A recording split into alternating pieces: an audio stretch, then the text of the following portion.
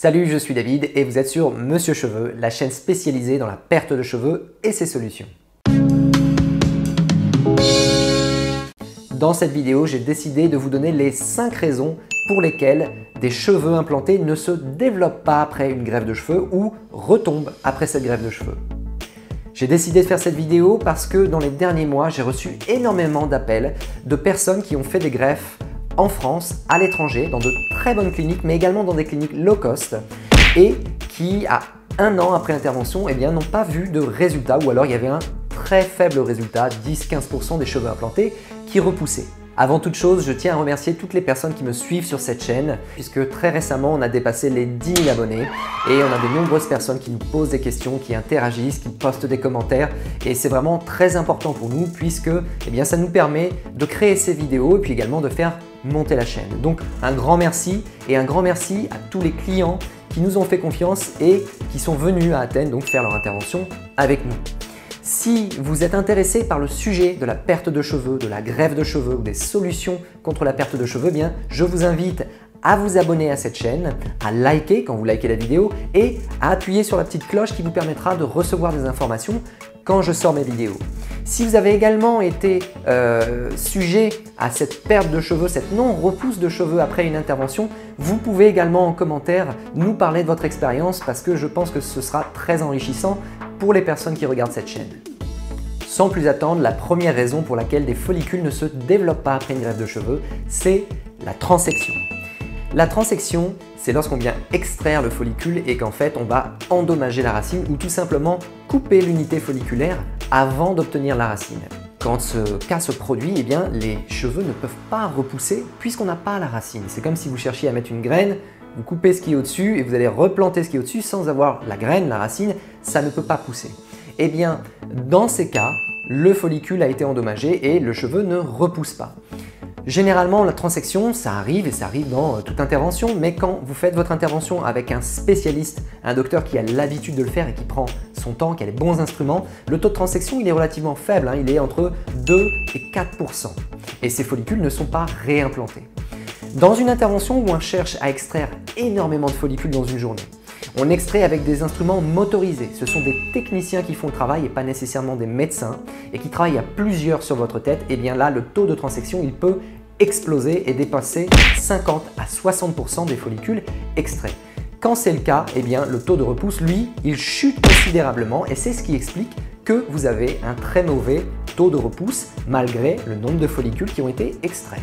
Et alors c'est un petit peu traître parce que vous voyez beaucoup de follicules implantés après intervention, mais ces cheveux ne se développent pas, ne repoussent pas et donc vous vous posez des questions 1 an après votre intervention. Deuxième raison pour laquelle des follicules ne se développeraient pas, ne pousseraient pas après votre intervention, c'est lorsque l'on cherche à implanter trop de follicules par centimètre carré. Ça s'appelle le dense packing et c'est une mode qui a été lancée en Turquie il y a 4 à 5 ans et l'idée c'était d'apporter le plus de follicules possible par centimètre carré, ce qui permettait d'obtenir des résultats extrêmement denses.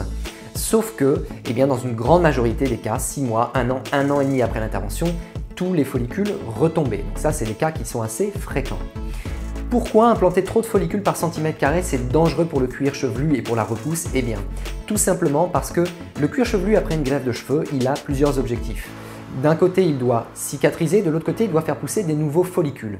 Ces follicules et la cicatrisation va nécessiter des nutriments, de l'oxygène, des vitamines et beaucoup de sang. Donc, si vous avez plein de follicules d'un côté et que vous avez une cicatrisation à faire, le cuir chevelu il va devoir faire un choix entre cicatrisation, repousse. Et même dans certains cas, s'il y a beaucoup trop de follicules, il n'arrivera pas à faire repousser tous les follicules. Et dans ce cas-là, on a une perte de follicules, ce qu'on appelle le shock loss, donc c'est une perte réactionnelle où les cheveux retombent ou tombent tout simplement. Et dans certains cas, un peu plus graves, lorsque le cuir chevelu n'arrive même pas à se régénérer, il va y avoir un cas de nécrose où des plaies s'ouvrent sur le cuir chevelu et le cuir chevelu il a du mal à cicatriser. Nous, on sait dans le domaine de la greffe de cheveux que le nombre de follicules optimum par centimètre carré, il se situe entre 20 et 30 maximum pour s'assurer que tous les follicules vont faire développer leurs cheveux. Quand on dépasse 30 follicules par centimètre carré, les risques de shock loss et les risques de nécrose ils sont beaucoup plus importants. Troisième raison pour laquelle des follicules ne repousseraient pas après une greffe de cheveux, c'est lorsqu'ils ont été mal conservés, donc conservés dans les mauvaises conditions et qu'il y a eu trop de manipulation, ce qui a endommagé les follicules. Le follicule, quand il est extrait du corps, il doit être placé dans une solution qui va le nourrir, qui va l'hydrater, mais également à une température bien précise, située entre 3 et 7 degrés pour pouvoir être conservé. Il y a une véritable course contre la montre parce que ces follicules, même dans ces conditions, ils ne peuvent pas rester trop longtemps à l'extérieur du corps. Donc, si ces follicules restent trop longtemps à l'extérieur du corps, eh bien, toutes les 10 ou 15 minutes, il va y avoir une dégradation d'une partie de ces follicules qui vont donc mourir. Si l'intervention est extrêmement longue, s'il y a beaucoup trop de follicules qui ont été extraits, il va donc falloir beaucoup plus de personnel médical pour pouvoir les implanter. Mais s'il y a plus de personnel, médical ou non médical, il va donc y avoir plus de manipulation. S'il y a plus de manipulation, eh bien, le risque d'endommagement des follicules est très important. Donc, vous voyez qu'il y a cette corrélation entre la survie des follicules, dans quel milieu et combien il faut de personnes pour les implanter. Et c'est des raisons pour lesquelles, si ces follicules sont soit mal manipulés, soit mal implantés, soit implantés dans un délai qui est beaucoup trop long, eh bien, ils vont tout simplement mourir et tous vos cheveux ne vont pas se développer après intervention. Quatrième raison pour laquelle des cheveux ne se développeraient pas après une greffe de cheveux, c'est lorsque des vaisseaux sanguins sont endommagés dans le cuir chevelu. Généralement, c'est lié à la technique qui consiste à faire des pré-incisions ou des pré-trous dans le cuir chevelu avant d'implanter. Donc, la bandelette et la FUE traditionnelle ou même FUE saphir font des incisions dans le cuir chevelu. Si les instruments ne sont pas adaptés ou si le personnel qui fait ces incisions ne connaît pas le geste et incise des vaisseaux sanguins parce qu'il va trop loin dans le cuir chevelu, eh bien, les follicules ne pourront pas se développer et repousser. Pourquoi? Parce que les vaisseaux sanguins qui sont dans le cuir chevelu, leur rôle est d'apporter, par le biais du sang, de l'oxygène, des nutriments, des vitamines aux follicules pour que ceux-ci puissent rester hydratés, pour qu'ils puissent être nourris et pour qu'ils puissent repousser. Or, si ces vaisseaux sanguins ont été endommagés, il n'y aura pas de repousse tout court. Dernière raison pour laquelle des follicules ne repousseraient pas après une greffe de cheveux, c'est quand l'intervention est trop longue. L'intervention est trop longue généralement lorsqu'il y a beaucoup trop de follicules qui ont été extraits et qui doivent maintenant être réimplantés. Donc c'est quand on dépasse 3000, 4000, 5000 follicules par séance, ça prend énormément de temps. Deuxième raison, c'est lorsque le personnel qui fait cette intervention n'est pas assez qualifié et chaque geste qu'il fait prend énormément de temps et plus que prévu. Le problème, c'est que quand l'intervention est trop longue, là, il y a une conséquence directe sur le bien-être et la santé du patient. Quand l'intervention est trop longue, l'anesthésie locale a plus de mal à prendre. Et donc, il y a de plus en plus de douleur et une fatigue plus importante du patient. La douleur plus la fatigue va avoir une conséquence directe, c'est une augmentation de la pression artérielle. Quand la pression artérielle augmente, le cuir chevelu saigne et quand le cuir chevelu saigne, il y a un phénomène qu'on appelle le pop-out. Le pop-out, c'est lorsque les follicules, ils ressortent du cuir chevelu. Vous implantez un follicule, celui d'à côté ressort. Ça veut donc dire qu'il faut maintenir celui d'à côté quand vous implantez. Et ça veut donc dire que l'intervention prend beaucoup plus de temps. Et il peut y avoir un pop-out qui est partiel et un pop-out qui est total. Pop-out total, tous les follicules ressortent. C'est ce qui explique que quand le personnel médical n'est pas assez expérimenté, eh bien à un moment ou à un autre, il va jeter des follicules. Quand on a un pop-out partiel, ça ne se voit pas nécessairement par l'équipe de docteurs. Tout simplement, les follicules se relèvent, remontent dans le cuir chevelu et ne sont plus correctement reliés au réseau de vaisseaux sanguins et donc ils ne sont plus nourris. Ils ne sont plus nourris, ils vont donc se déshydrater et tout simplement mourir dès les premiers jours. Ça veut donc dire que ces cheveux ne repousseront pas.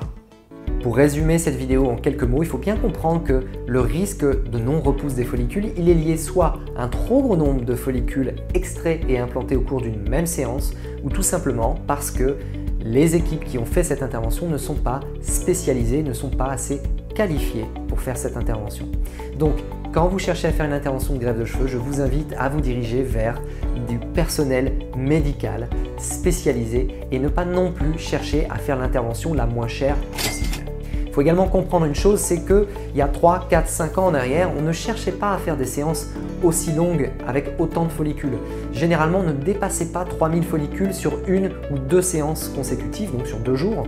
Et on n'avait donc pas autant de risques et on avait généralement un très bon taux de repousse. Mais dans les dernières années, avec cette nouvelle ère où tout va beaucoup plus vite, on souhaite restaurer toute sa chevelure en une séance, on souhaite changer de portable tous les ans, tout va beaucoup plus vite et on veut que les choses aillent plus vite. Mais le problème, c'est que plus on multiplie le nombre de follicules dans une séance, plus on cherche à aller rapidement et plus on multiplie les risques. Et il y a un paradoxe qui s'est créé dans les dernières années, c'est qu'on n'a jamais eu des résultats aussi denses. Oui, mais il n'y a jamais eu autant de cas de ratage d'intervention avec des non-repousses tout court, avec 0 cheveux qui repoussent après une intervention. Donc, il faut faire les bons choix et je pense que parfois, eh bien, ça peut être une bonne chose d'avoir aussi des objectifs raisonnables et de se dire je vais partager mon projet en 2 séances et en faire une première aujourd'hui et une dans 1 an ou 1 an et demi ou voir comment la chevelure va évoluer. Voilà, j'espère que cette vidéo vous a plu. Si c'est le cas, je vous invite à la liker, à la partager à vos amis sur les réseaux sociaux, mais également à vous abonner à cette chaîne et puis à appuyer sur la petite cloche pour avoir toutes les notifications.